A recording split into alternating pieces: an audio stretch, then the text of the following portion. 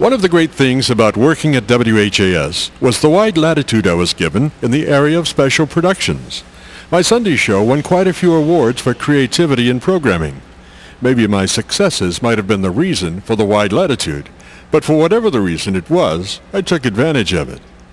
It gives me great pleasure now to rebroadcast a program that was originally presented here on the Jim Ferguson Show in late August of 1974. Well Done from the Green Torino is the title of the program, and since the time it was broadcast, this program has won awards from AFTRA, the American Federation of Television and Radio Artists. It was voted Best Feature or Human Interest News Story in Louisville for 1974, and also the coveted Best Overall Radio Programming Award. Well Done from the Green Torino. Well Done from the Green Torino, a first-hand look at our Louisville Police Department in action. This story involves bank robbers, an attempted jailbreak, numerous vehicle tails, a motel surveillance, and culminated in a stakeout of the Louisville Police Headquarters building itself. This could have become a major news story. The potential was there. Could have, but didn't. Thus, it isn't something that you will normally hear or read about, because what we normally hear or read about is something sufficiently unusual to make it news. This isn't news in that context, because through the professionalism of the Louisville Police Department, there was no bloodshed, nothing to give basis for a headline, just a routine, if slightly unusual, bit of coordinated police work. And sometimes this, too, deserves more attention and credit than it normally gets. My introduction to the story began in the early morning hours of Tuesday, August 20th, as I drove my Green Torino through the streets of Louisville. A voice cracked through the police monitor. That Green Torino has just entered the area again. A few seconds later, another voice. Okay, maintain surveillance. As I passed in back of the city police department building, in the city employee parking lot, I noticed two men in a parked car. I noticed the time, 2:30 a.m. Curious if it was a reference to my Green Torino, I started to make another pass through the area. Halfway around the block, another voice, a new voice, from the police radio. That Green Torino is now at the corner of 7th and Jeff. And then I had the realization that indeed it was my Green Torino they were referring to, and that the Louisville Police Headquarters building was completely surrounded and was being staked out. An unusual circumstance, to say the least. I pulled up in front of the building. That Green Torino is just parked in front of headquarters. The next 2 hours I spent listening and watching. There apparently was not only a stakeout at police headquarters, but two other vehicles were involved in another part of town. A Volkswagen passed by and pulled in down the street. A request was made for registration on a license plate. My license plate. The reply comes back. Frankfurt has no record. Local Louisville files have no record. I think things take a long time when you live in Shelby County and buy a new car. Silence. And then, well, that's not unusual for an unmarked official car, is it? No, that would be normal, the reply. I rested somewhat easier now, knowing at least there was some positive suspicion that I might be on their side. The two men in the Volkswagen down the street got out, stood by the car, then one walked to an alley across from headquarters. A few minutes later, I detected movement in the building under construction across the street from headquarters. At last I knew where my surveillance was being made from. What's the status on the Green Torino? He appears to be drinking a cup of coffee, sir. A long silence, and then, the subjects will be in the area at 5:30. I checked my watch, 4:45 a.m. Oh well, I've waited this long, might as well hang on. Another voice. All units hold your positions. Another long stretch of silence, and then some kind of unusual, unintelligible traffic on the radio. Movement rustling around. Someone apparently had inadvertently keyed up a two-way radio. And then an intelligible voice, a very tired voice, a frustrated voice, off mic, said, "Well, I wish they'd blip or get off the pot." The noise continued for a while and then ceased. Perhaps the officer changed his position in the vehicle. I wondered how representative that unintentional comment might have been for all concerned at that time. I changed my position and tried to get comfortable. And I realized that after 3 or 4 hours of just sitting, there is no comfortable position. 5:30 came, and with it, a voice. Subject's car is now passing in front of police headquarters. The car passed by, down to Market, around the block. Subject's now at 7th and Jeff. Female subject now walking towards the front of headquarters. A blonde female passed by my car and into the front of police headquarters. Vehicle is now proceeding down Market. Another voice. Okay, maintain surveillance on the vehicle. 2 or 3 minutes passed, and then subject now coming out of headquarters and walking south on 7th toward Jeff. Another voice. Where's the subject's car? Coming up on 7th and Jeff. Okay, get the girl and get the car. Suddenly that little Volkswagen that I had seen earlier reappeared, turned the wrong way up 7th, and blocked a car at the intersection of 7th and Jeff. The girl was now standing at the corner. She started to turn and walk away. An officer out of the Volkswagen started to cross the street, 38 in hand. She stopped, turned back towards the intersection. She had a large white purse. The officer quickly pushes the purse aside and in a flash has her handcuffed. The whole group then begins to move towards police headquarters. When even with my car, a voice in the crowd, check out that subject in the green Torino now. I handed the officer my card. He said he was just checking. I said, who did you get? He said nothing. Later, I talked with Major Sam Hicks, Inspectional Services Division of the Louisville Police Department, the one who headed up the operation.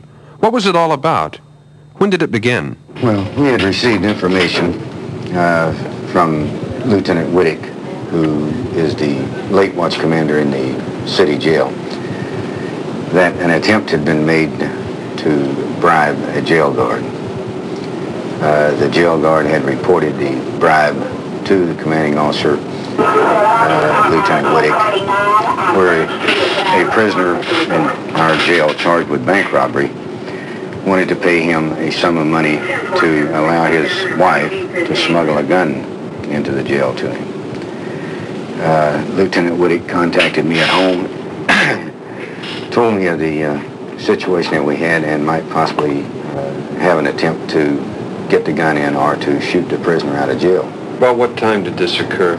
I was notified at about 1:45. This was on the wee hours of the morning of the 19th. So I told Lieutenant Whittick that I would come to police headquarters immediately, which I did. We determined from the jail guard that a sum of money had been given to him by the wife of the prisoner who was confined in the jail, and that the only thing that needed to be arranged was when she was supposed to bring the pistol to get it into the jail. We was under the impression then that it was supposed to be in the wee hours of the morning on this particular night. We waited until about 4 a.m. in the morning. No attempt was made to bring the weapon in. We got with the jail guard at about 4 o'clock in the morning and made arrangements with him that should the prisoner contact him again, that he would tell him that this was not enough money, that he would have to come up with some more money if he wanted to get the pistol in. By this time, we were positive that the money that he had received was money taken in the bank robbery here on May the 17th because of the bills being in consecutive numbers and things of that nature. And we felt at that time that there was a chance that we might be able to recover more of the money if we could find where it was at. And by having the jail guard to pretend that he wanted more money, that we could put a surveillance on the wife and possibly follow her to where the money was hidden. So later, approximately 12:15, she called again, stating that she was unable to get the money, that she hadn't got the money yet, that she was waiting for it. She wanted to go through with the deal, but she hasn't got the money yet. So we continued the surveillance, continued everybody staked out. So we received a couple of more calls. The jail guard received a couple more calls from her, stating that the money had not arrived at the Western Union. And at this time, we thought that possibly it might be a stall, that they were trying to get the gun in without coming up with any more money. So at about 10 minutes to 5, after she had been to headquarters, I think at that time on 3 different occasions, which turned out to be a dry run on all 3 occasions, we had contact with her.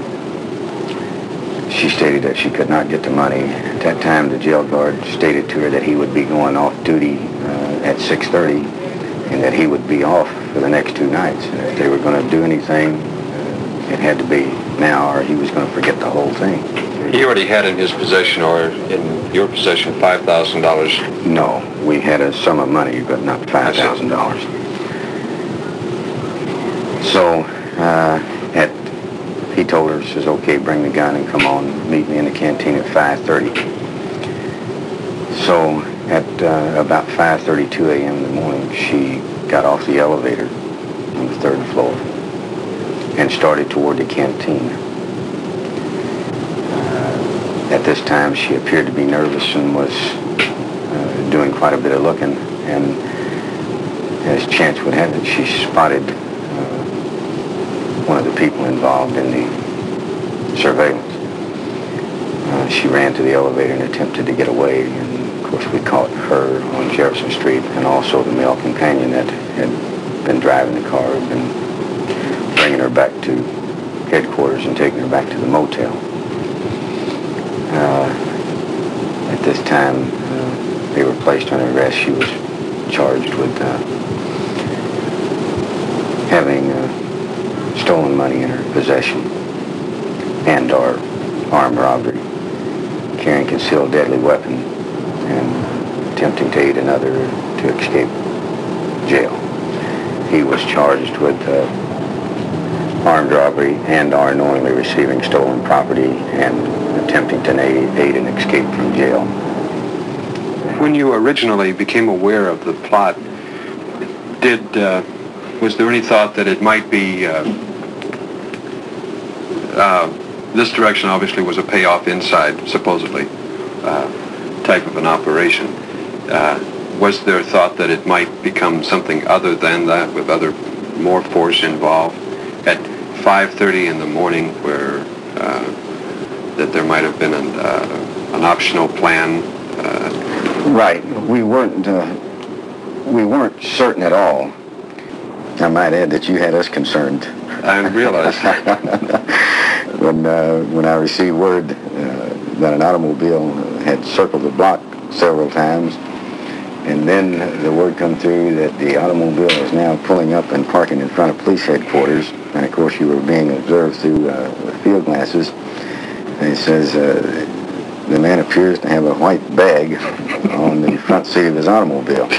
At this time, because there had been some difficulty, or appeared to be some difficulty in obtaining the money, we thought that possibly they might have called someone to borrow the money from, an accomplice or someone that they knew that they could get money from, and that they had told them to meet them here, and that you were the man that they were meeting with the bag.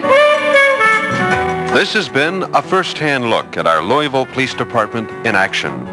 A small thank you to the department for all the professional police work that goes on, most times unnoticed. Well done from the Green Torino.